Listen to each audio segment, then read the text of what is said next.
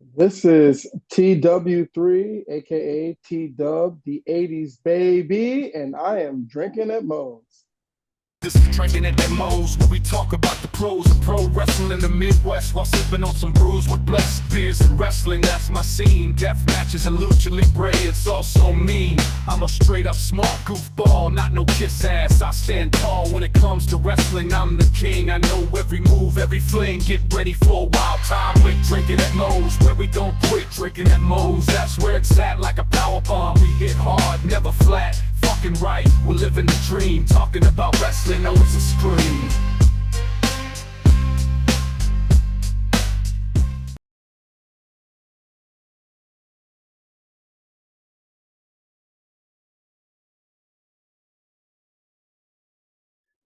You know, I've always said here at Drinkinatmos, just because it says drinking at Moe's does not mean it has to be alcoholic. So I'm happy to say Drinking at Moe's is sponsored by Prince Nana Coffee. The exact same guy you see every week on Dynamite, on Collision. Yes, he has his own coffee, and it's freaking delicious. They don't even roast those beans until you've placed your order. And you might be telling me, hey, Big Mo, I'm more of a tea guy. They got you covered there too. Use the referral link in the description of this video. And let's get you dancing like Prince Nana with Prince Nana Coffee. All right, everybody. Welcome Drinking at Moe's. Big Mo here, taking the time out from my fantasy football draft to make sure we get this episode done finally. But you know what? You know the drill. YouTube, like, subscribe, share, comment, all that good stuff, because YouTube's algorithm continues to be a pain in my ass. We are most places you can find your audio podcast platforms too. Don't forget about those. Today, I'm excited to have with me T-Dub. How you doing? I'm doing great, man. Thanks for getting me in. I'm excited. I've been excited. I'm ready to do this. I'm ready to have a conversation and drink at Moe's.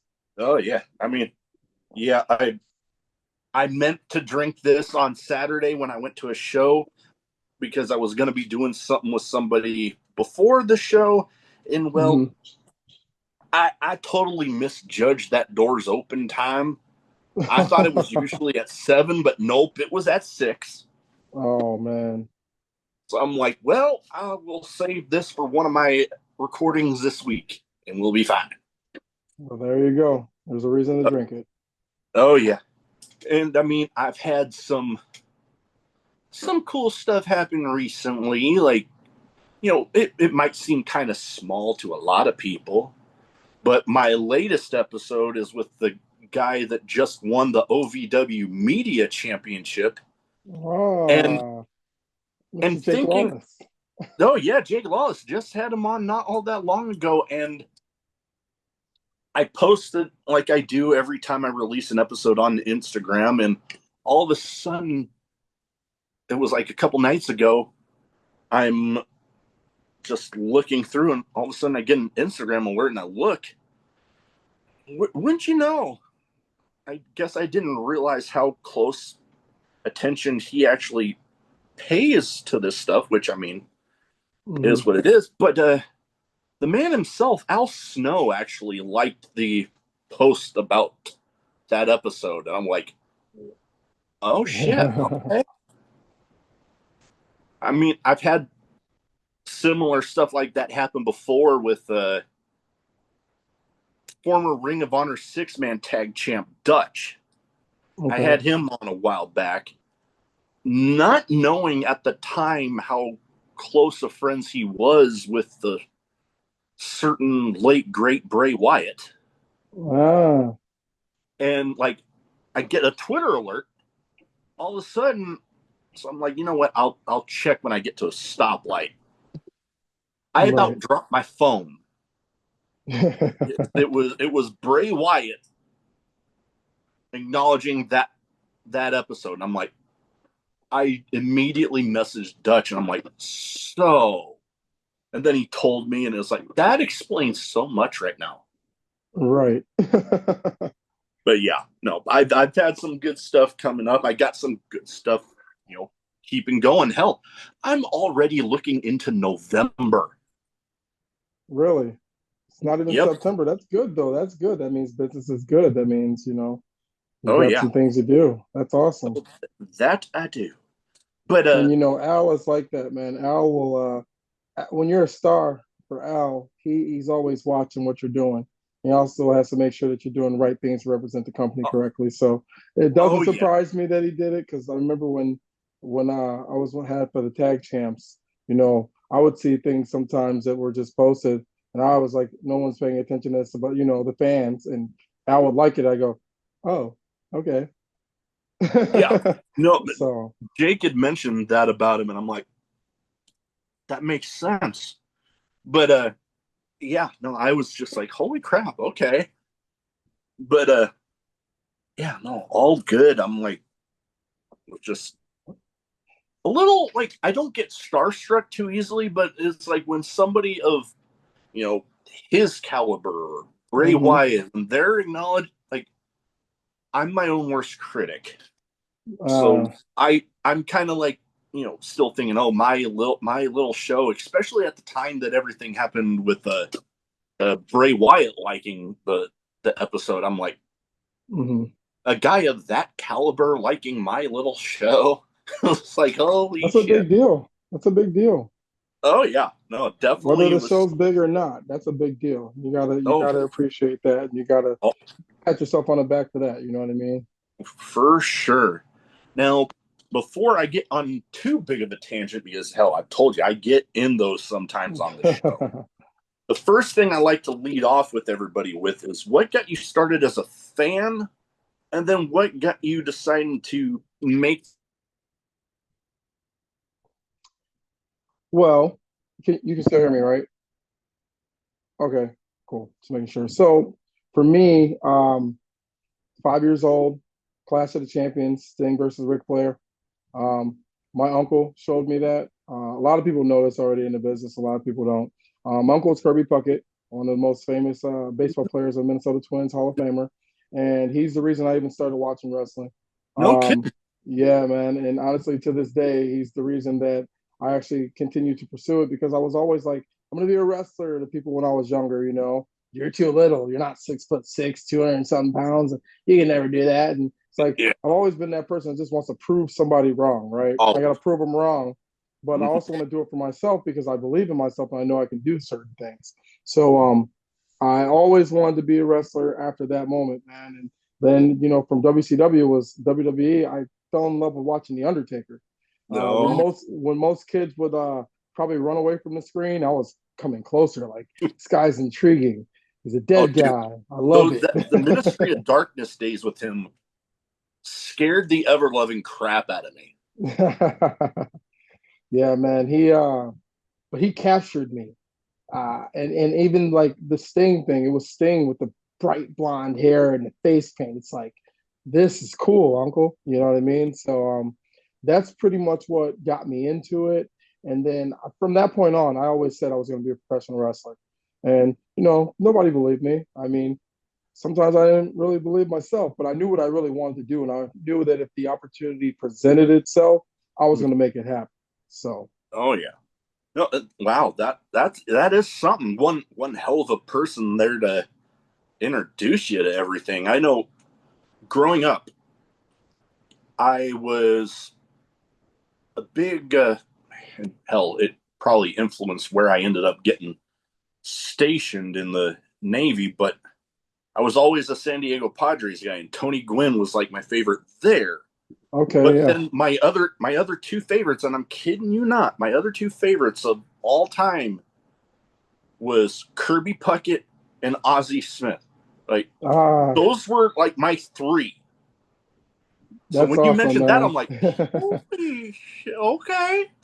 And I met Ozzy as a kid a few times too. I got a picture on my phone, me standing there with Ozzy and Kirby.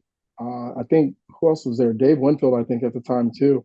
I mean, Okay. I got to meet a lot of people, man. I did a lot of traveling and stuff to and from Minnesota, and then also to Florida during spring training. My parents would just send me, a lot of summers to just go be with Kirby, and that was always cool. Oh, Um, imagine, yeah. Yeah, man. So that was like I've seen probably almost all the ballparks except for the newer expansion teams, things like that, Mm, because of him. And he was just a super inspiration to me too, because like this guy who shouldn't have been where he was, and he also defied the odds and overcame all that stuff. You know what I mean? Like yeah. playing stickball on the top of a roof, the Robert Taylor homes in Chicago, Illinois, to Major League Baseball Hall of Fame. Like who Oh would have yeah. thought? Little Pudgy Kirby, you know what I mean? Oh And like yeah. so, like it's like when you hear things like that, and you know this is your uncle, you're like, my uncle can do it, I can do it too. Yeah. So Oh yeah. No, definitely a good inspiration for a story like he had to be like, you know what? Yeah, if he could do what he did, I can do this. yeah, And you've probably heard the story, but when one Kirby Puckett story that just it pops up every now and then on uh, one social media page or another hmm, about a former teammate of his getting his first major league paycheck, and he Kirby yeah. walks up to him and is like, "You want me to cash that for you?" and pulls out a big old wad of Bought of money. money. Yep. Yep. Heard that story a lot, man. Well, I Yeah. can imagine. I was like, when you mentioned that, I'm like, "Oh shit!" The wad of money The story just wad of popped money. in my head. Oh yeah. Oh Uh, yeah. but yeah, He was, and it's funny too because he always carried a wad of money. It was no wonder that my uncle never got robbed because he literally always had a wad of money wherever he was, and it's just like, yo, like, you know who you are.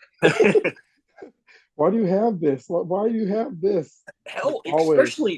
especially now with a lot of recent stories of different professional athletes having their houses broken Yeah. into when they're not there. It's, Yeah.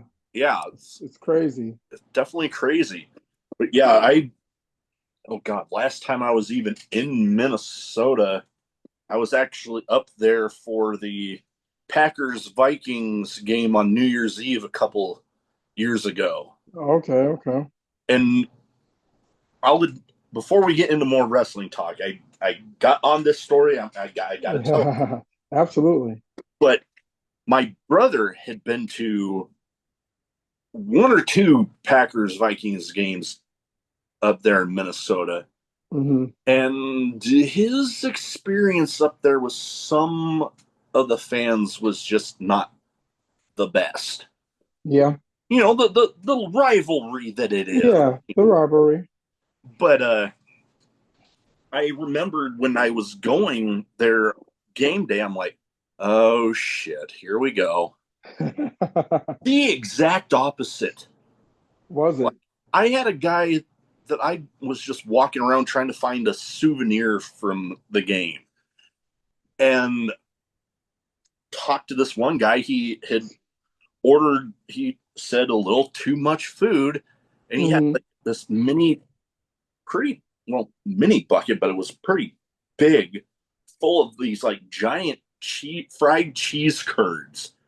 And he was like, "You want them?" I'm like, "You're just gonna give them to me?" Right. So What yeah, did you do to these? I just stood there eating fried cheese curds before the game. I'm like, "This is not what I expected." Yeah, because I mean, like if you think about it, so like I don't know how many Packer games you've been to at Lambeau, but I've been like to no one. matter, okay, so I used to have season tickets for a while, and like no matter like who came, we always razzed them, right? Like that's what you do. It's Yeah, a rival team. But it was never to the point of like violence or anything like that. But like there have been many other places that I've gone personally, Chicago, for instance, and being a Bear fan there is like sacrilegious, obviously. You know, a Packer fan there is sacrilegious. And yeah, I remember this one lady, I was walking through the tunnel and it was after the Packers won. It was the who missed the ball? It was something. It was when we went to the playoffs, beat the yeah. Bears, and somebody missed the tackle or something, and we won. I can't remember. That's that long ago. But leaving Soldier Field, going through the tunnel, man, and I heard a lady go, I once threw up on a Packer fan, and I just happened to turn around and go, oh yeah, on accident. She goes, no, on purpose. I was like, zoom, and I just ran, booked it. Like you're not gonna just no, we're not doing that. And then like I've had hot dogs and beer thrown at me for being at freaking Soldier Field with the Packer jersey on. So it's like it's amazing that like as much as we give people like and we're just joking, it's not like that other places. Like Packer fans are having fun. These other fans are really ruthless. So like I'm surprised hearing that story too, that Minnesota was like that. Oh yeah. Because especially I in that stadium. oh yeah. No, So I was definitely surprised, and you know the well the one game I've been to at Lambeau was actually coincidentally Aaron Rodgers' last, oh okay. but yeah, it didn't really go my way that time. Right. It, funny enough, the one game I've been to in the regular season away from Lambeau, they won. So it's like, okay, I'll take what I can get. But Yeah, you got to. Bird fans, I mean, it goes all different sports. Me being a Padres fan, you got the Padres Dodgers rivalry. Oh yeah. Oh, cool. Yeah, I hear about that all the time now because I'm out here. So now that we're I'm in LA, yeah, that's a we're in the thing. thick of it right now. With right now as of this recording, both teams being tied for the National League West, and then me being a Husker fan, we've had rivalries going all the way back. Like I remember going to a game. It was the before they moved to the Big Ten. It was a Big 12 title game in Hmm. in Arrowhead, actually, against the Sooners, and it Okay. had just snowed a crap ton, and there were Sooners fans kicking snow from higher levels down onto people in the lower levels. That like you try walking by a Sooners fan, like trying to Yeah. eat or trying to just get a snack. Ugh, Not. It's just not happening. nope, Huh? nope. Yep, not Hey, not good that's memory. crazy. But yeah, Um, I wanted to show you this before we got back on wrestling because I oh found yeah, it. I don't know if you'll be able to fully see it. I can kind of see it. Yeah. So that's my dad's hand that got in the freaking way. My mom was taking the picture, but there's Kirby, there's Ozzie Smith, and then right behind him is Frank Viola, No who is a kidding. Twins pitcher. Wow. Yeah, I'll have to send this to you so you Oh yeah, can. definitely do. Wow, that is something. Yeah. So, and then I That, got more pictures in there too, but I wanted to show you that one because we were just talking about Ozzie Smith and then Kirby and everything. So oh yeah, no, that's awesome. That is awesome. Like I was searching through a bunch of my old sports cards and stuff, and I actually seen a pile of my Tony Gwynn and Ozzie Smith stuff just right up in front right now. But on to the wrestling now. Everybody, when coming through with the in-ring characters, that first little bit can be a bit of like a feeling out process, like a yeah. find what sticks, what isn't going to, what's not going to work. Um, how did it come about for you? Well, for me, my character, like my first gimmick was just given to me. Um, Swoggle, Hornswoggle, Hmm. was still running part of the company ACW NWA Wisconsin at the time. Oh He's yeah. also one of the guys who initially started training me. Came to me with an idea. He goes, I'm not sure if you're gonna like it, but you might like it. But it's gonna get you in the ring faster. I'm like, all right, what is it? And it was basically to be like the Farnsworth Bensley, what is it? Farnsworth Bentley? Yeah, Farnsworth Bentley of wrestling. So like Outcast had that guy Farnsworth who was like a butler. Yeah. Well, I was going to be the butler to a group. It was called the Foreign Franchise, led by Nick Colucci. Had Okay. guys like Tejas and uh, Bulletproof Ben McCoy. Well, he was Ben McCoy then. Now he's Ben Manthey again. Um, Chase McCoy, and then the Reverend Ben Johnson. Mm. And I was like, okay, like, what do I got to do? He goes, well, you're just going to dress in dress clothes. You're going to have a white towel and kind of be a butler. So shining shoes, shining up the titles, all this different stuff. Yeah. And like, I mean, they went as far as to when they would get in the ring, sometimes I would be the step stool instead of them using the steps. They would use me. Um, If Colucci went out to scout a main event because the guy was going to be the number one contender, I would be his footstool while he sat in the chair, and he would have his feet up on me the entire time.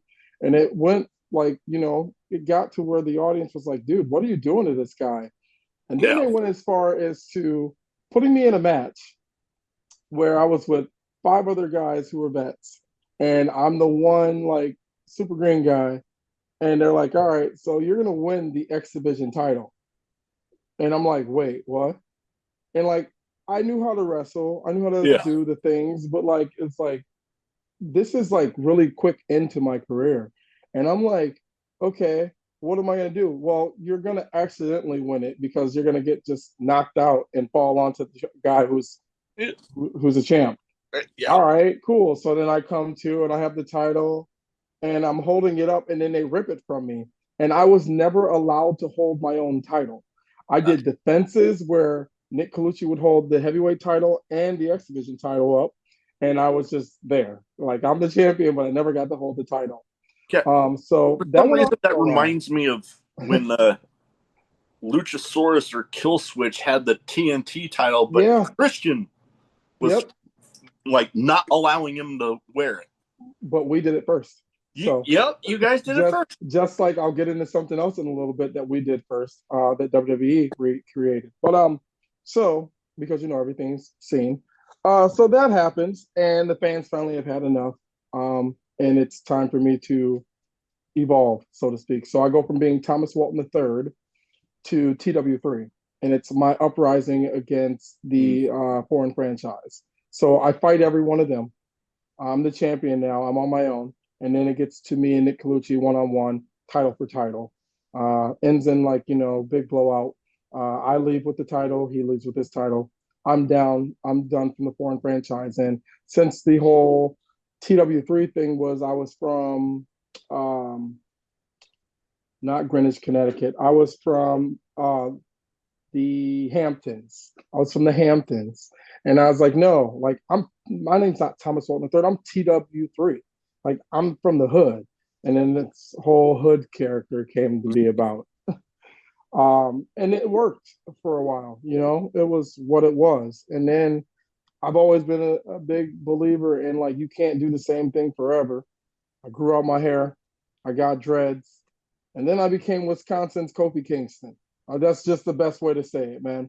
I became Wisconsin's Kofi Kingston, and that's what every promoter booked me like.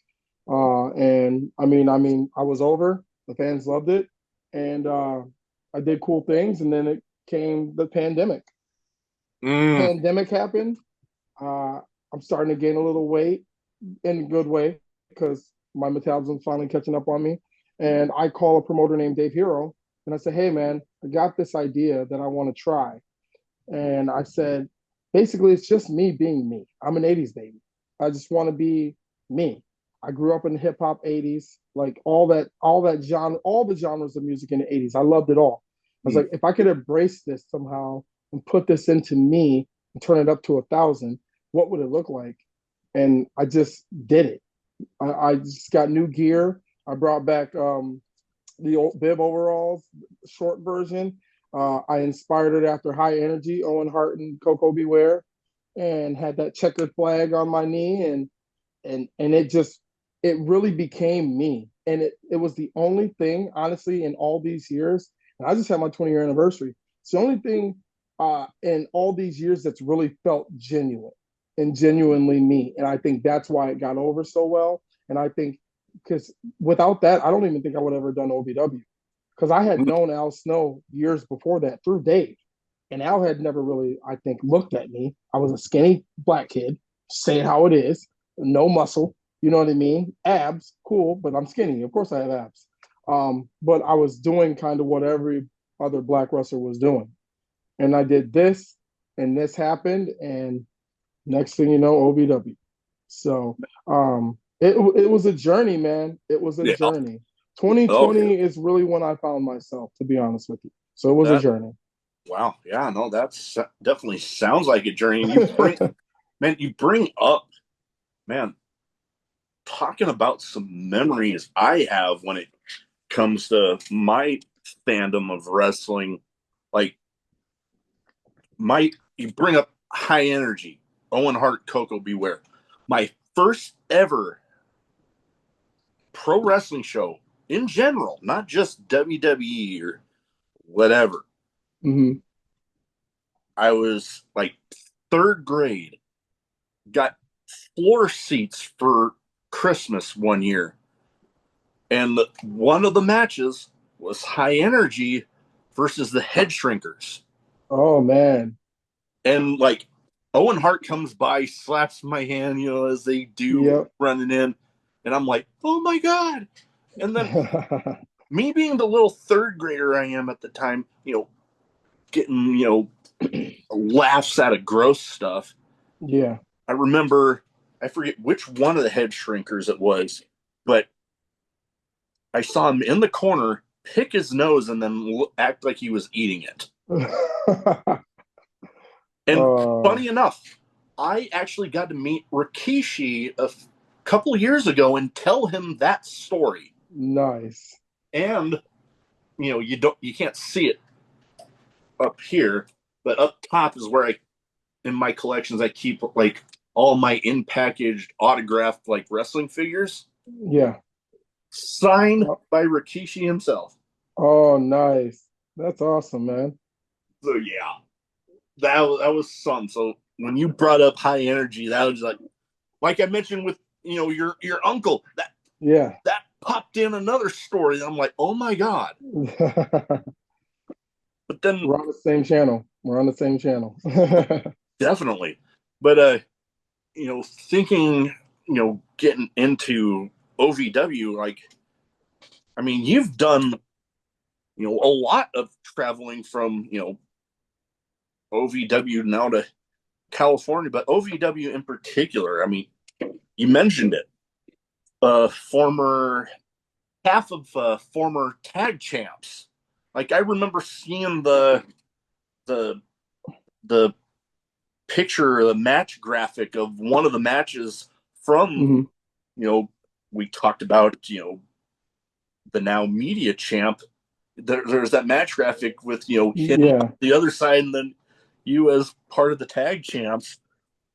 One thing that I remember from watching the wrestlers, the show it's coming back in November, I believe. I believe November, but the amount of wrestling I watch, sometimes I get brain farts every now and then. I think it's November.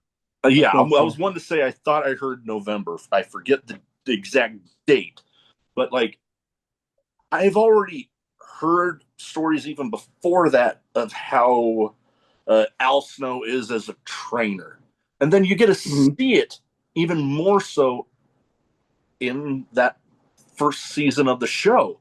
And you know what? Maybe he'll end up watching this one too.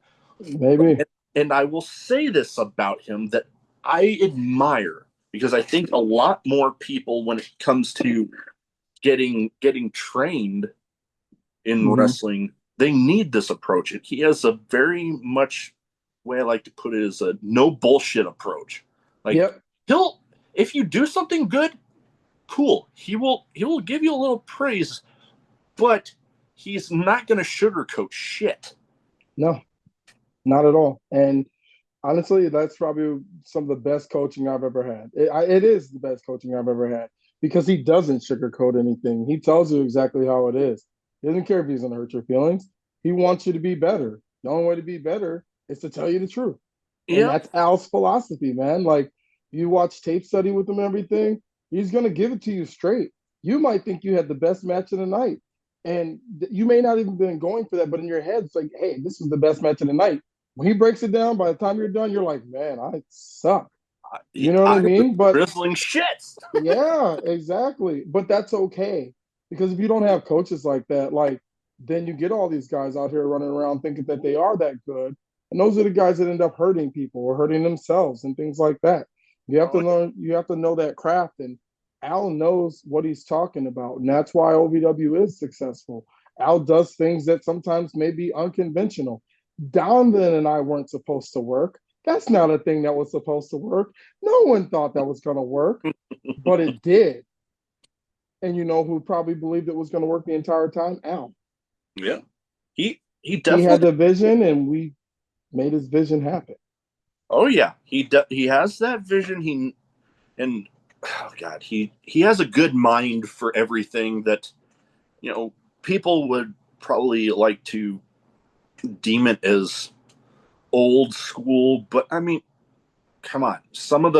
I gravitate towards a lot of those intense personas in the ring, Mm-hmm. and a lot of those end up being kind of an old school mentality, like Yeah, Al Snow, or oh god, some of my current absolute favorites, like Samoa Joe, like love him. yeah. Oh yeah. One of my absolute favorites from over in Japan that, like, I've described him like this, but it's Tomohiro Ishii. Oh yeah. Ishii. Love, like, I swear if I could get him on the podcast, I'm like, let me find a damn interpreter. I don't care. But I love the fact that, like, when he's walking to the ring, mm-hmm. especially if he has a title on him at the time, Mm-hmm. he has that look on his face. It's like you're gonna have to damn near kill him to take Yeah, the title off of him. And I absolutely. love that. And then he's in the ring like that too, and you damn near have to kill him to try and take it from him. Oh God, Yeah. what was it? Him versus Samoa Joe, like them chopping the ever Oh loving yeah. crap out of each They other. chopped each other for days. Oh For God, days. bloodied up the chest like nothing. Love it. But another thing that with OVW that, I mean, you're probably aware yourself, is in the current climate of wrestling where there's like people complaining, which, I mean, I get it. I've done a little bit of it myself with the complaining about the, WWE PLEs getting moved over to ESPN and gonna cost like damn near $30 a month just to, like, you're Mm-hmm. getting the ESPN app, and some people are probably gonna get it just for the WWE stuff. They're not gonna watch any of the other stuff. Right. Watch sports, they'll watch the other sports wherever the hell else they get it. Yeah. But OVW, you're not gonna pay a damn thing now. Yep. You're getting it for free. You're And that's getting like it for free. and that's awesome, because I mean, yes, you do have platforms like, well, Triller TV Mm-hmm. or IWTV that significantly cheaper than what the ESPN app is going to be. But then you have OVW that they put on a great product. They like getting people, like, you hear people talk, especially when describing new people coming to WWE, about getting them TV ready. Right. And OVW with their product, they do a good job of that. I mean, just look at Yeah. some of the alumni that have come through there. Exactly. Exactly. And Leading all the way up to the top dog, John Cena. You know what I no, mean? exactly. It is the right place to go and has the right knowledge. Like Doug Basham doesn't get enough credit sometimes. I have to say Himself, this real yeah. quick. Doug is a hell of a trainer, and he doesn't get enough credit sometimes. And I'm gonna give him his credit because Let's give him the credit. He definitely I deserves it. I between him and Al, before I got there, I thought I knew what professional wrestling was. I thought I knew what I was doing. I didn't know shit. Hopefully I can say that and doesn't get edited. Oh, But there's that whole talking like a sailor thing. yeah, Well, I mean, me being a Navy veteran, and then, yeah, I mean, with drinking, also yeah, being a Navy veteran and it's gonna being come both out. part German, Irish, and Scottish. I'm like, Oh well, hell. yeah. So but I didn't know anything, and they taught me a lot. And I'm ready to go back whenever they will have me. But as far as what they taught me before, Doug and Al, like they're the pinnacle of what you need to learn. And if you want to get TV ready, that is the place to be. That's why all those people are going there now. There are Oh, a lot of people at OVW. There are people that I see on the road all the time that'll tell me, "Hey man, how do I get to OVW?" And I'm thinking, we're at TNA right now, and you're doing this work here. Why are you asking about OVW? You're here. Well, because they know that's where you need to go. Like that is really the place that you can go and you can get TV ready. And like really the word TV ready isn't it? It's the place that can get you ready for what the next step is. Because there's really no such thing as TV ready. I don't believe. I believe that it's a place you can go to get ready for the next step, whether that be TNA, WWE, AEW, whatever it may be. Yeah. And Doug and Al both do a great job at providing guidance and teaching those things to get you ready. And I mean, they're live TV too. So this is one of those, you F around and find out. If you mess up on live TV, what happens? Nothing. Oh, You yeah. keep going. You can't do anything. It's live TV. Mm-hmm. We're live, pal. Keep on going. Yeah. So, and they have all the great stuff from like great commentary. I've had, a guy that's doing commentary now, Carmen Michael, on like a while back. Great dude, love him. Yeah. But they do it's just great stuff, and I've talked about this a lot when going into reputable trainers, because there's such a thing as pretty shady ones. We've all heard about them. Oh, but then you get to those reputable guys, which I mean, they're not that hard to find anymore. It's like no matter what area of the country you're in, like there's some within. You might have to drive like till 8 hours or so sometimes, but compared to when you had to go like halfway across the country, right? We're in a much better spot now.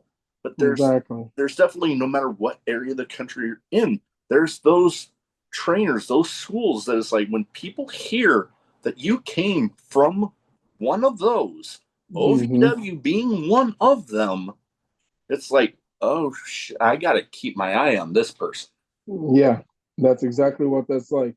And like them going back to the the free pay-per-view thing, like OVW as a brand is a smart brand, right? Like how do you get more eyes than are already on your product? You give them more than just the free TV. You give them the premium live events too, so they can constantly continue to see the product grow and to see their favorite wrestlers, their stars, go here, go there, do this, do that. And that's smart. But on the other hand, some of the people, and like I for one didn't complain about it because if I want to watch it, I'm gonna watch it. But like I think some people that are forgetting all about the time where we had like cable access TV and like had those Time Warner cable and Jones cable and all those things, and you had to rent the pay-per-view anyway. Now, it may not have been $30. It might have been $15.99. I remember there were times when I was a kid, I was in my basement sneaking and ordering those pay-per-views, just pressing the number on the buttons, not realizing I was spending $20 and $30 for certain events. So those events used to cost that anyway. So that's why I told somebody not too long ago, a lot of the people complaining about it are forgetting how it was when we were kids. Oh, yeah. I grew up during that time myself. So yeah. So, you know what I mean? They're forgetting that stuff. Oh, God. And, so I don't think it's a big deal. But I think that OVW is doing the right thing with them doing that, because now you're going to get more eyes on them. You're going to have, the new season coming back of the show, the docuseries, like everything that they're preparing for right now is great. And doing it to counteract maybe just because this is what they want to do as far as like their path going forward. I think it's a great time to do it because of that. So. Oh, yeah. I mean, heck, we talked about, OVW doing some stuff first with the show, I believe, in Netflix.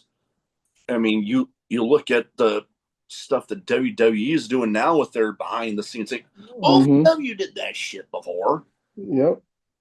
But already doing that. Oh, yeah. But yeah, no, I'm looking forward to that. And,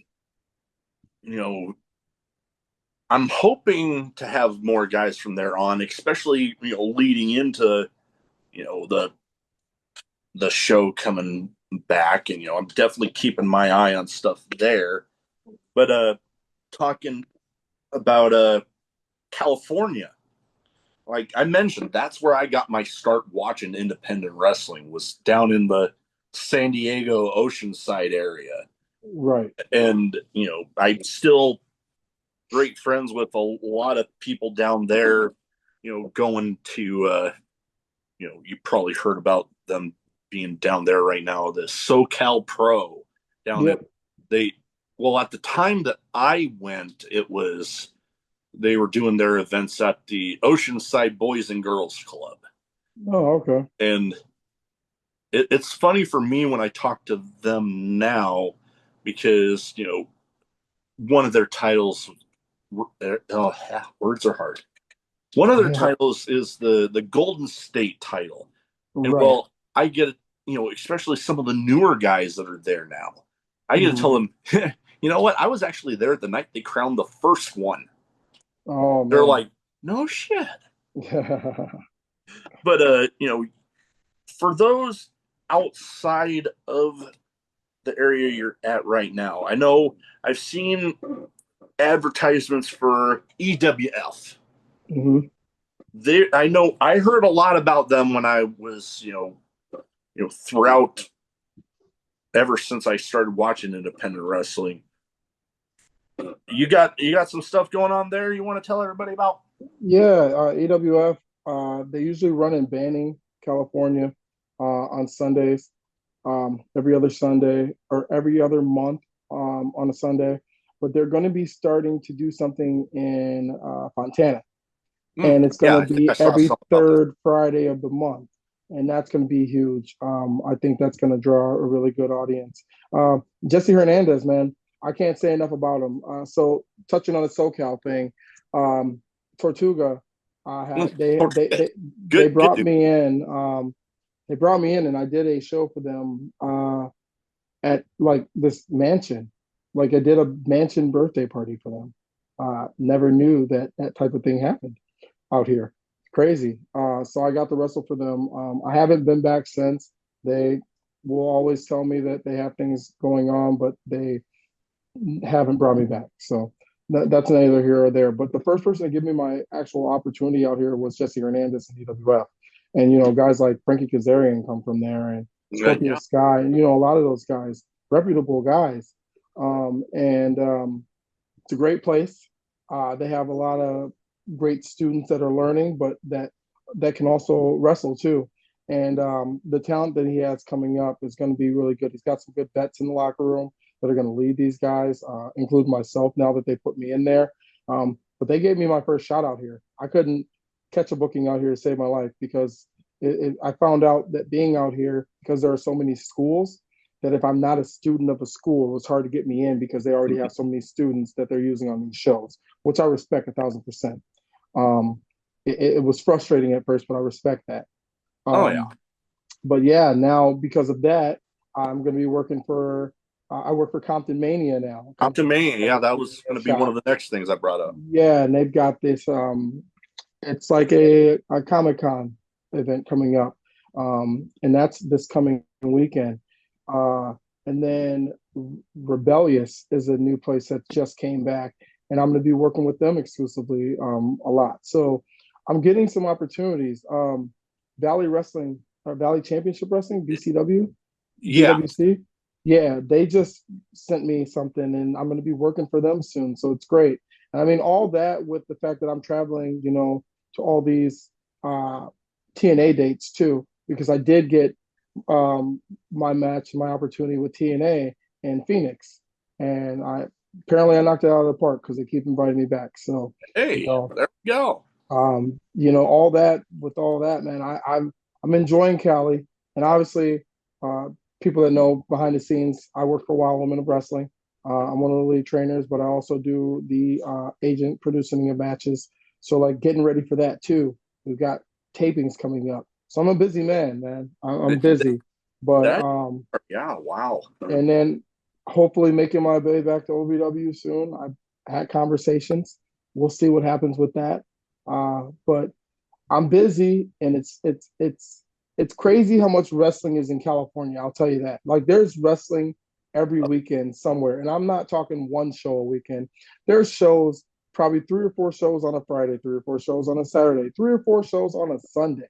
People go to wrestling on Sundays here. Like, some places, if you did that in, let's say, Wisconsin, for instance, if you ran a show in Wisconsin on a Sunday later in the evening, you couldn't get that many people to show up. Yeah. These places these people show up, the fans show up, they wait in these lines. Like, sometimes, and I'll have to say it, they run on lucha time here. So if they tell you the show starts at 7, the doors probably open at 7, even though they told you to open at 6. So there's a long line, you're waiting, but these people wait. And then they pile into these places. They pile into these halls. They pile into these bars. And they wait, and they come, and they show out, and they have a great time.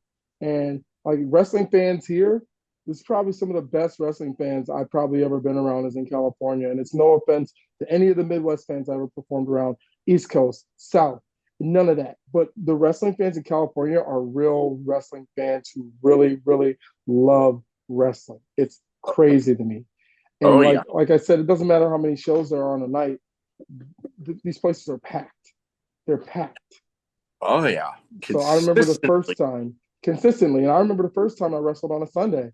I'm like, how are there this many people here at 6 o'clock in the evening, 7 o'clock? Like, but it's great. You know what I mean? So, SoCal,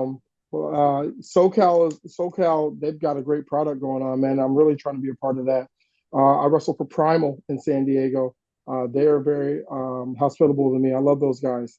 J2 and those guys are doing great things too. And there's other places that have reached out to me. I just recently started last week at the New Japan Dojo, the LA Dojo. Nice. Yeah, I know a couple people that have gone through there, and that's something. It's brutal. It's I'm telling you right now, man, if you really want to test yourself, that's the place to go. I'm finding it to be very challenging in certain areas, but I'm just like anything in wrestling, I'm going to persevere through it. So I'm going to get through it. I'm going to graduate, and I'm going to get through it. So. Oh, yeah. New Japan Dojo. I know. Oh, God. Yeah, the people that I've talked to that have gone through there, yeah, there's a reason why, much like OVW having kind of the old school type of training, I love the intensity of the Japan styles, because it's like, you know what, I just made this comparison this last weekend where somebody threw a rather sick looking headbutt, and it's like, okay, here in the States it's like, sometimes it's almost like you can tell that they didn't really connect, right? But I remember the first one I ever saw thrown in Japan, I believe it was actually Tomohiro Ishii that might have thrown it, but you could hear the bone on bone just smack. And I just remember thinking, oh, God, I didn't have a headache before, but my head hurts now. Yeah, just hearing it and seeing that, yeah. Those guys are tough, man. And I'm finding out why. I really am. And not just in the in-ring stuff, in the conditioning. I'm finding out why. The conditioning is something else. Like, there's a reason those guys are able to go out there and do what they do for longevity of time, as far as like years, and when they just have matches that last 30, 40 minutes. Like, how are they doing this? Well, I'm finding out why. Let me tell you. On a consistent basis, too. Yeah. Yeah. Oh, it's yeah. Crazy. It's crazy. Totally.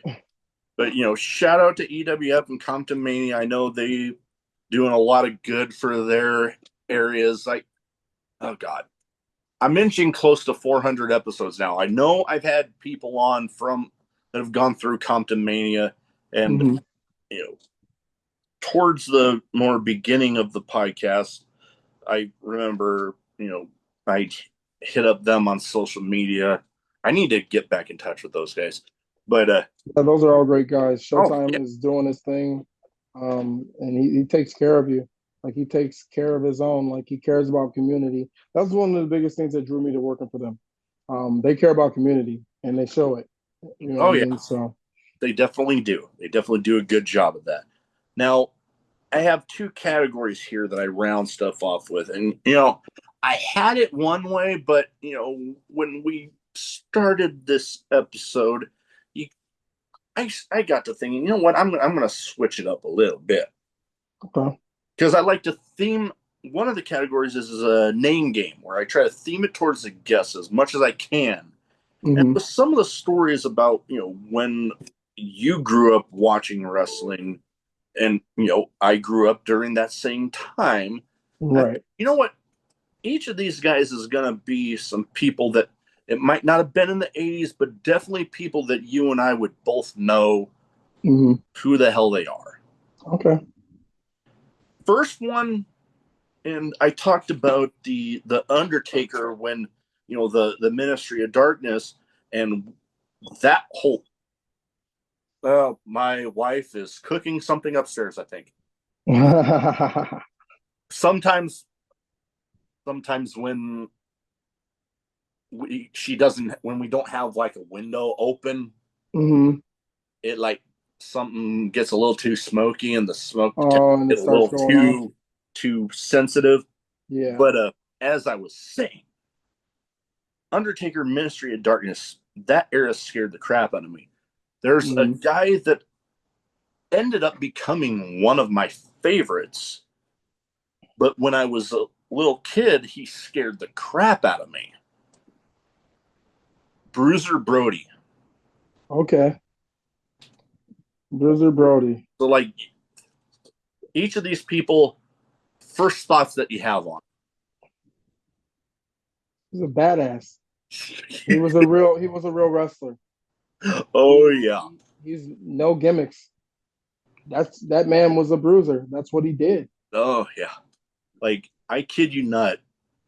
Like, some of my first vivid memories of wrestling was seeing him coming out swinging the chain and Hmm. stuff, and like me as a little kid being just scared shitless of him. Right. But now I talked about having gravitated towards those intense personas. Hmm. Watching him back, I'm like, oh god, I love this guy. Yeah, exactly. Like the matches with Abdullah the Butcher and some. Those were brutal. It's funny because the other day I was doing something and I was just messing around on YouTube. I forgot what I was searching. And that match, one of those matches popped up. I was like, I should watch this. I haven't watched this in a while. Now I'm going to do it. Now that it just popped back in my head because you said that. Now Oh I'm going yeah, to do it. he's oh god, here we go again. See the joys of recording when somebody is trying to cook in another Cook. area and open the freaking window. I mean, whatever. it shit. The way I like to say it, shit happens. Yep, shit happens. But next guy, and in my figure collecting, the only ones that I tend to take out of the box are for the ones that have passed away. Right. That goes for wrestling figures and the Funko Pops. Okay. Well, one of my all-time favorites, and the first piece of pro wrestling merch that I ever got to get, and it was at that first ever wrestling show, was the foam nightstick for Big Boss Man. Ah, Big Boss Man. He was great, man. More obviously as Big Boss Man, not when he had to go be Ray Trailer in WCW. I thought that at the time when Big Boss Man was around, man, he's a real heavy hitter. Just watched the match the other day, Shawn Michaels and Mr. Perfect again. And when Boss Man runs in, man, he meant business. Anytime he was coming in there swinging that nightstick, man, you knew it was business. Oh yeah. Didn't matter who he was with. It was business time. So yeah. Oh Oh yeah, yeah. definitely. Love him. Now, next up, you know what? Each of these guys is going to be some more people from up here, and I just knocked Big Boss Man down. But this guy was the next two guys. The last two guys I'm going to talk about were much like Big Boss Man. Talk about agile big men, like guys Yeah, you wouldn't think could move around like they did, but could really go. and this guy visually jumped out at you because of a certain tattoo on the guy's head. Bam Bam. Bam Bam Bigelow. I knew it. I knew it. Man, Bam Bam was before his time. Like Bam Bam is one of the most agile big guys. I remember talking to somebody about this recently about how Bam Bam could do a moonsault. It was straighter than he could do a moonsault straighter than little guys that did moonsaults. Yep. Like it was crazy to me how agile that guy was. Like he was just Bam Bam is one of those guys too. I don't think sometimes gets enough flowers because Bam Bam was a great wrestler.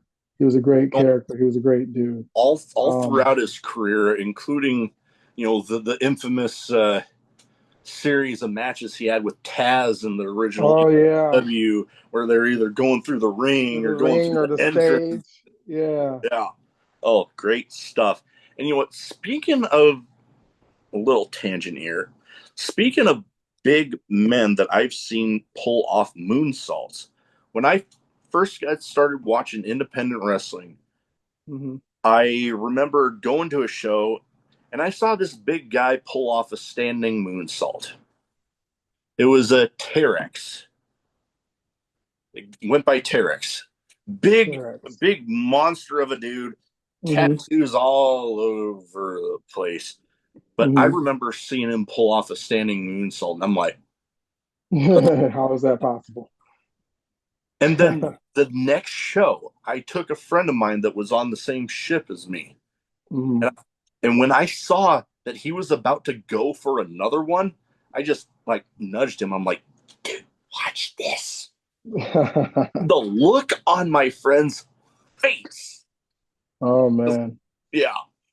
I think the first person at an independent show that I ever seen do it, who ended up being one of my rival for a while, was one of my really good friends now, Xavier Mustafa. He's a big 6 foot. I think Xavier's 6'6". He was like 300 and some pounds. And man, he would just come off of the top rope and it was just the perfect angle of moonsault. And I've taken it. And man, let me tell you, so big, that's a lot of man coming down on me. Just watching it, just like, oh, this is gonna hurt.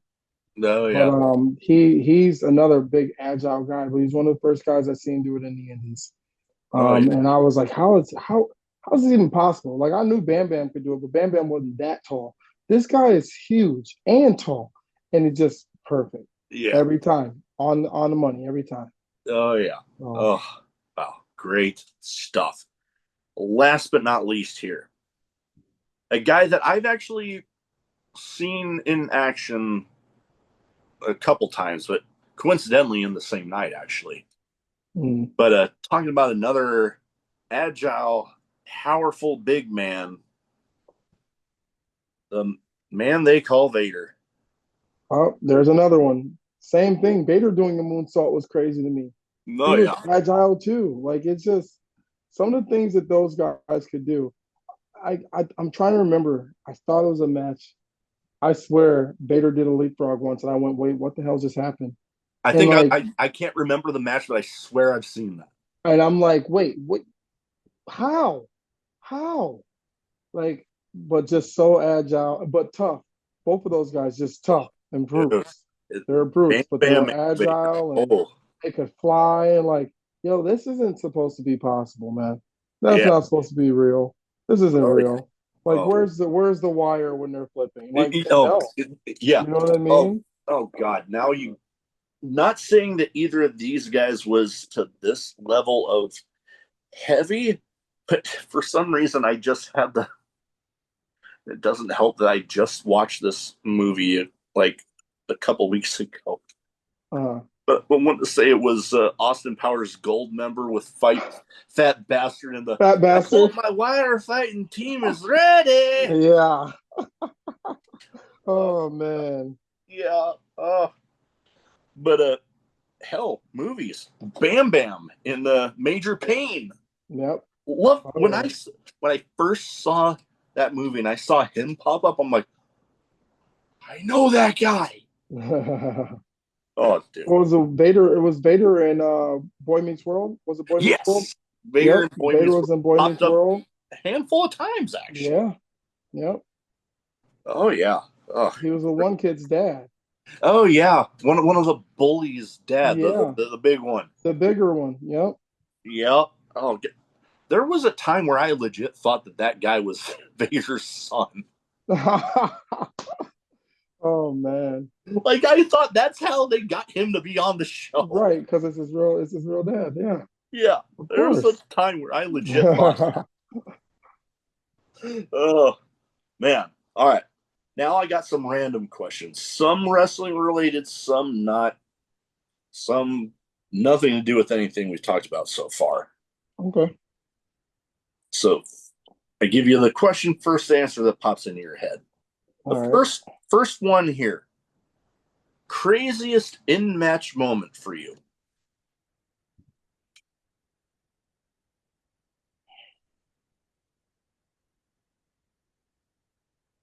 Mankind falling off this cage. That for craziest watching it, yes. Okay. Oh, for me? Yeah, for you. Okay, so let's bring up the story I was gonna bring up earlier. That. Years ago, ACW ran by Swoggle. There's an opponent of mine. His name is Brandon Adam Grace. And we just came up with this random idea, like, wouldn't it be cool? It's like we took each other out with double springboard clotheslines. And this is before Logan and Ricochet even thought about this. And I have the video of it. Oh, And the leap and the yeah, you know where they, yeah. And somewhere or another, we're like, let's just do it. We didn't try it. We just went out there and whatever happens, happens. And man, let me tell you, when it happened and we collided, first off, it hurt. It hurt really bad. It probably hurt worse than a lot of things I've taken before, but it hurt. And second off, the way the roof of the building was shot off was ridiculous. It's probably the craziest thing ever. Like that's even crazier than me jumping off cages and things. Like that's probably my most craziest in-ring moment because like yeah, didn't know if it was gonna work. We just did it. that would fit. That would definitely fit. I've been lucky enough to witness my fair share of crazy moments in wrestling matches, going from oh god, seeing those standing moonsaults from T-Rex to seeing oh god, the guy that actually became the best man at my wedding was in this promotion's version of the Money in the Bank ladder match.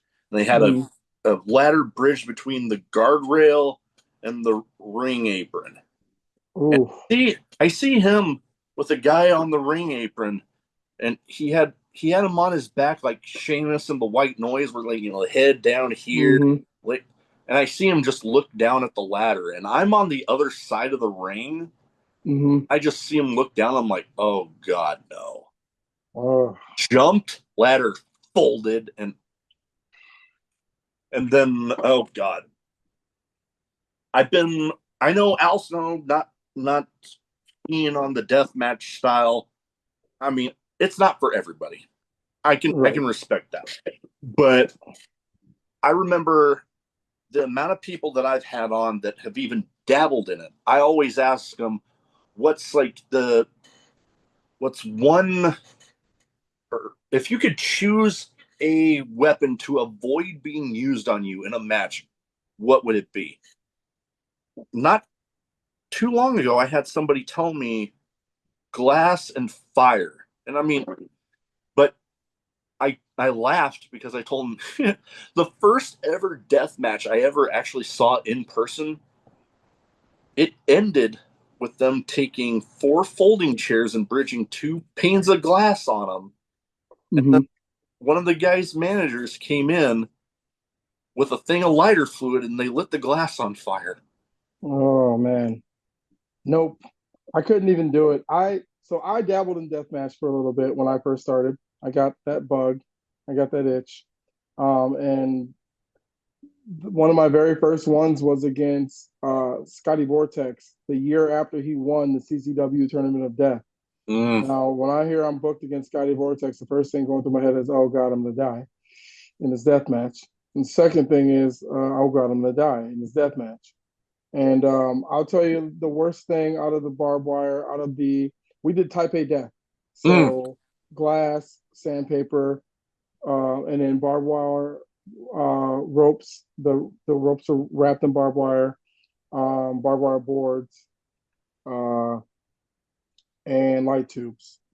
The worst thing out of all of it that I would not recommend anybody is the light tubes. I'm okay with the barbed wire. I'm okay with the glass. I'm okay with thumbtacks, any of that stuff. Sandpaper, whatever. But the light tubes are the worst. They're definitely the worst because that glass goes everywhere and gets caught everywhere, and you think you got it all off of you, and you don't, and then you touch yourself and you're cut even more, and you're like, okay. Yep. Plus, the spooky dust, as they call it, isn't good for us to be inhaling. So yeah, that was my worst. That was that's the worst definitely part not about a me good doing thing. Yeah. it. Oh boy, yeah. So Now, next question I have here. You've covered quite a range from, OVW and, ACW now out to California. Long travels in between the both of them there. mm, What are a couple songs you would put on a road trip playlist? ooh, probably "We Are the Champions." Hmm? I love Classic. that. I love. I mean, that's a classic, right? Um, and another one, probably for me. I mean, I have to probably put "I'm Bad" on there by LL Cool J. It's Mm. just, it's just one of my all-time favorites, and it's hard not to like want to be on a road trip and listen to that song. So, It yeah. gets you in the mood. You know what I mean? Like it's just one of those songs that just can get you going. So Oh, yeah. I know me. Oh God, my taste in music goes from country to metal to some rap. Like, oh same. God, like rap. A lot of what I would listen to and put on a road trip playlist would probably be a little more on the old school side. Like, oh, I don't know why I can't help but kind of try to go along with the lyrics to Run DMC's "Tricky." Okay. Yep. Every time that comes on, I can't help but just start Oh yeah. go, going along with it. It's energizing. Oh yeah, It's it's a very energizing. energizing song. And Yes. then, oh God, I got I've got a couple from my my wife. My wife's an Uber fan of this guy, but me, like, yes, I'm a fan of him. Mhm. We actually got to meet him at a concert he did at Arrowhead Stadium. Oh, nice. Country singer Luke Combs, Okay. and he's got a couple songs. One he's only featured in, but it's Mhm. called a backup plan, and the the main part of the song just says, "Getting back up. That's the only backup plan you need." And I'm like, okay, I Ah, just like the thought of that. yeah. And The then there's words. the song of his, "Beer Never Broke My Heart," and I loved that song from when he was just playing it at concerts. I like that song. I've heard that one. The one time I got to do an entrance at a wrestling show for, yeah, it's kind of a bad story, but we I got to do commentary for the show. That, Hmm. yeah, I'll go into it off camera because it's a not a great subject around these parts. But Okay. We got to each have our own entrance, and he Right. asked me what I wanted my entrance song to be, and I chose that one. And I said I had always wanted to do, the Stone Cold, with the Yeah. and there's a part in the song where it goes into that first long neck ice, that first one. Yeah. Right when they start that part, I just oh, Love it. Love that it. part of the whole day still holds a special spot for me. Right. But another one, there's a little memento I have from the concert for country singer Dierks Bentley. Okay. He Heard has of Dirk. the song "What Was I Thinking." Oh, what was I thinking? I like Yeah, that song. I he a few years ago did a concert at this outdoor amphitheater right by this casino across the river from Omaha. Hmm. I'm like, oh my God, Dierks Bentley's going to be in town. I got to go. And Right. well, I went and okay, I talked about going on tangents here, but there's a story behind it. It's But all right. I'm like, I wanted to see how close I could get. So I went crazy early. I was there before Mhm. the gates opened. I got like two people from the stage. And Oh. partway through the show, he's talking about, well, where are my beer drinkers at? And I just screaming. And then he starts pointing my direction. I'm like looking around thinking, oh God, he's he, Right. he's not pointing at me, is he?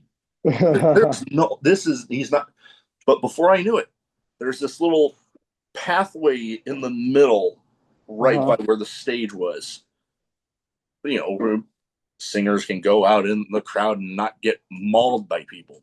Yeah. Well, before I know it, he's walking down that and helping the security guys get me over the barricade. And before I know it, I'm literally shotgunning a beer on stage with Dierks Bentley. Nice. And I kid you Is that not, what that is? I wondered what that was. I got the can.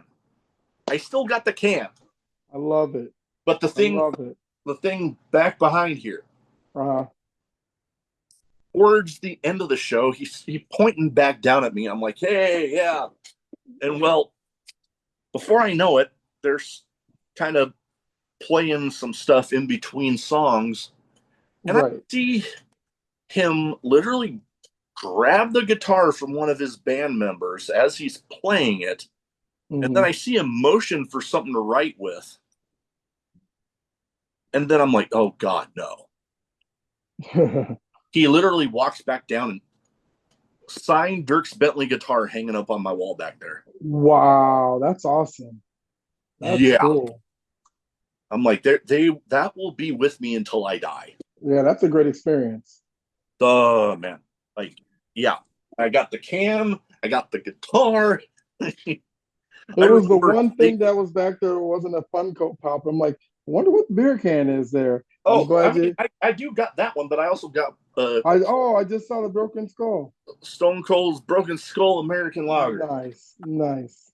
But yeah, I had to keep the can. I Oh, had to keep absolutely. I had to keep the can. But I remember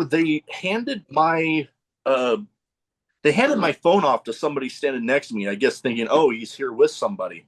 Right, And like in my head, I'm thinking, oh God, I hope somebody takes pictures of this because there's nobody gonna believe me. right.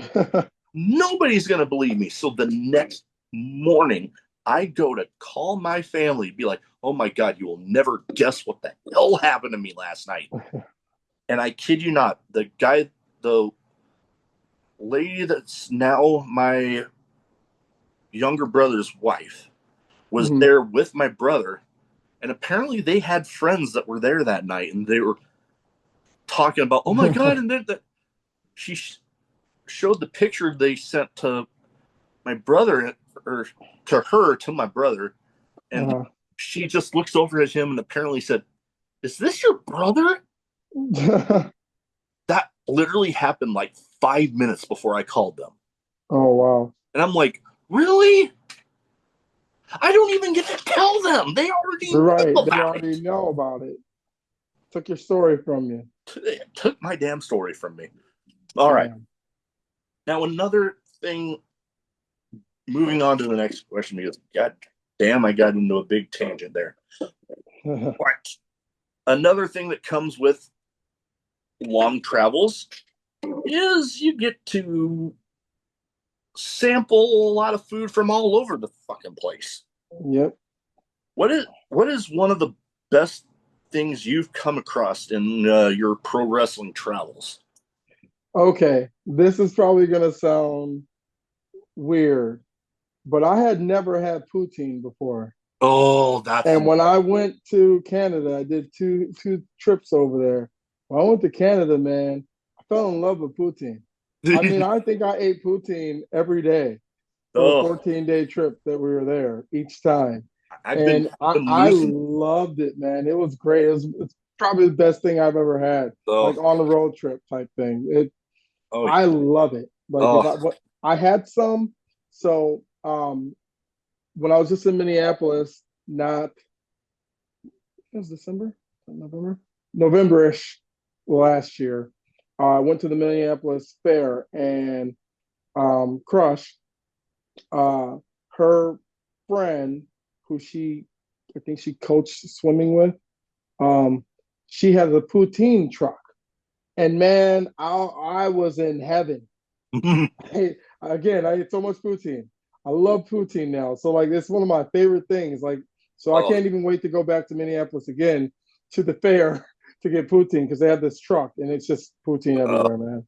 It's my favorite. I swear, I'm trying to lose a few pounds, and I'm doing good. But Uh-huh. you get me around some of that stuff. Oh, I'd be gaining all of it freaking You're gonna back, gain it all back. all back.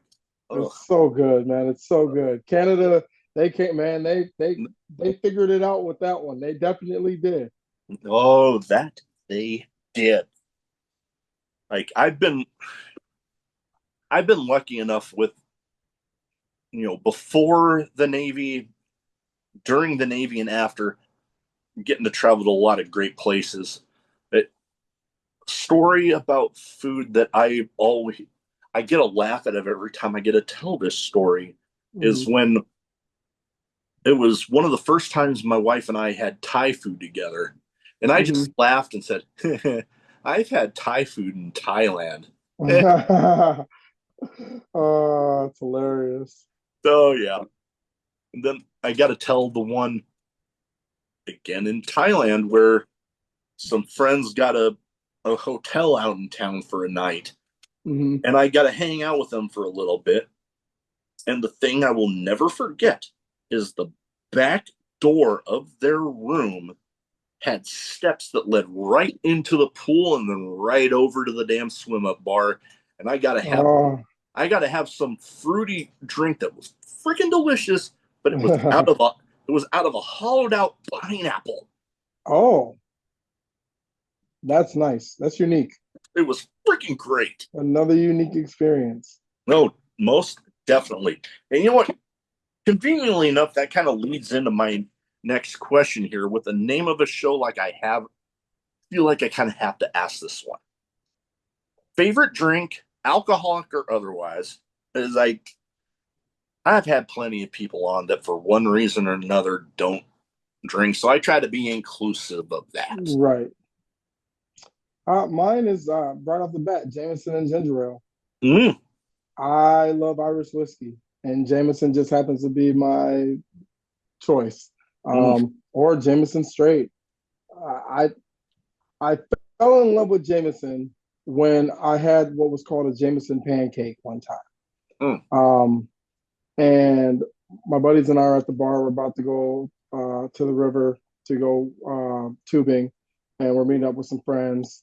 And my buddy said something to this girl, and she goes, "No, I'm not coming with you unless you buy me bloodies and pancakes." So we go, we get some bloodies, and then like she's like, "Where are the pancakes?" Well, the pancakes were the Jameson shot. So it's Jameson, butter shots, and orange juice. You can either put it all together or you can drink it one by one. But by the end of it, it tastes like a damn pancake. I shit you not. If you've never Oh, tried it, try it. It's amazing. And like, if I could just drink those shots throughout the night, if I was going to be drinking, I don't drink as much as I used to, but if I wanted to go and have a good night, I would probably Yeah. buy a bottle of Jameson butter shots and have some orange juice and just mix them all up till I get an Uber. Now I'm like the thought jumping in my head right now is I gotta go try that shit. Yeah, it was really, really good. But And it was me, really good. And it was funny because that girl said, well, this isn't a damn pancake. And she drank it and she goes, okay, I'll go. And my buddy's like, see, I told you. I when it comes to liquor, I'm probably more of a whiskey tequila guy myself. I love a good margarita as much as anything. Oh, yeah. And I've stumbled on, I know there's probably a name for at least one of these, but Jack and Coke with grenadine. Basically tastes like a damn Jack and Cherry Coke, and I Yep. freaking love it. And then I stumbled on this one time because I'm a bit of a Dr. Pepper fiend. Mm-hmm. I love it. And one time I literally had a leftover shooter mini bottle of Jack Honey, and I had just opened a Dr. Pepper, and I'm like, I dumped it in there. Jack Honey and Dr. Pepper, oh, freaking delicious. Is it? I'm gonna have to try that. Oh yeah, Definitely have to try that. I love it. Have you ever had SoCo and root beer? You know, I want to say that I have, but I can't say one way or another. That's another good one. Southern Comfort and root beer. I mean, I had my experiences with drinks because I was a fraternity boy in college. So like, we had a frat house and we drank a lot. Okay. Yeah, no. Navy veteran on deployments, yeah. No. Right. So I beer's never been a big thing for me. Beer, and this is funny, but it's the truth. Beer makes me drunk faster than liquor does, and I don't know why that is. Interesting. But like, yeah, I can have like a beer or half a beer and be a little buzzed up. I can drink liquor all night and be fine. I can have a whole conversation with you, dance the night away. Like, I can talk about wrestling the whole time and just like never slur my words or anything. It's weird. But a couple of beers or a beer and a half, or just a half a beer, I'm everywhere. I don't go nearly as hard as anymore as I did especially during my Navy days, where like I remember being in Bahrain and going pitcher for pitcher with British Navy. Mm-hmm. Oh God, I was hammered at the end of that fucking. Oh, I bet. Like, at the time, they had, at least on my ship, to where like when you came back from a foreign port, they'd breathalyze you, and if you failed, you didn't get off the next one. Oh, I wouldn't have passed, but the people I was with, we were in the back of the line, and they said, "Dude, just go. We'll sign you in." Oh man, and got you through. Although I will admit, once before the Navy, went to a friend's high school classmate's 21st birthday. They had a bar crawl in a town that's like an hour from where I live now. Mm-hmm. But I remember having a good time. I remember leaving the last bar. I remember walking up the stairs to the house we all stayed at. I don't remember how we got to the house. Oh. The next morning, I tried to walk to my car thinking it was a couple blocks away. Wasn't luckily, my friend's boyfriend called me and said, "Where are you at?" and told me to just stay there. Turns out what I thought was a couple blocks was more like a couple miles. Oh. And I got one other one before we get to my last question here. The only other time I've ever gotten to that point, conveniently enough, at my youngest sister's wedding, I actually fared better than some people in that wedding party. I remember getting ready to leave and somebody asking me, you good to drive home? I'm like, oh yeah, no, I'm good. Next thing I remember, I'm waking up in my parents' basement, completely changed. No recollection how the hell I got there. Oh man. And then like that movie, Dude, Where's My Car? Yeah. I had this whole, dude, where's my car? Oh. I run up the stairs. see my car perfectly parked along the curb. And I'm just like, I just remember thinking, oh, God, okay. Walked Oh back down to my no. parents' basement, laid down on the couch, and just went right back to sleep. I Yep, heard the that's next day that people were taking people that stayed at the hotels in town, they were picking them up along the curbs, passed out along the curbs oh in the wow. downtown of our hometown. And I'm like, hey, I fared a little better than they. That's a hell of a wedding. Yes, it was a good time. But leading into my last question here, best advice you have for anybody wanting to get into wrestling? uh, do it the right way. Go to a right school that's actually going to teach you something. Um, research where you're going to go. Um, make sure that the place that you're going is a reputable place. Um, Mm-hmm. honestly, go to OVW. Yeah, That's OVW would be a good choice. Yeah. not even gonna lie. Go to OVW. If you have aspirations of being a professional wrestler, OVW is where you should go. Oh yeah. I can't endorse it anymore. If you don't have OVW money or you don't have the means to go to OVW, there are other places that you can go.